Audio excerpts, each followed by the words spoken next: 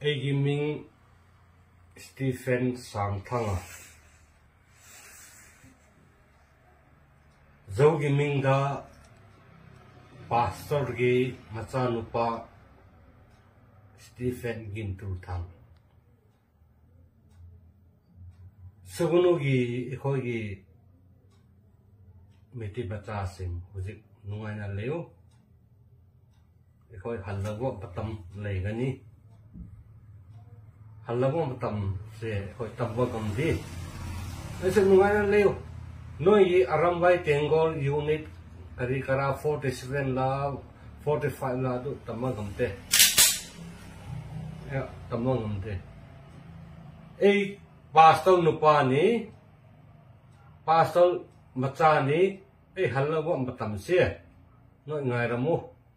Nungai na liu Tumu Kai di Kurungan ba Saktu Uitu Okman ba Noi Sugunu se More ka sugunu se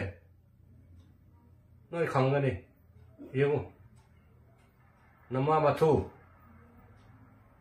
Ikoi halam wa tam se Gai bani Ekoi he halam wa tam de na thibong cha ga ni adu tam pi ro yego noi je khong la ga ni Egimin Stephen Gintul Thang sang tha ko bu ni angom wa to ro la ga ni labo tam do beldo king ni ba Kurungan ba nangi nasa dupa singkray libagi lao ay gonda lao ay sulagan ni ay lang mo tamde he nathabak sila pak kaw kita ni khang bro nama mathu uithu sathu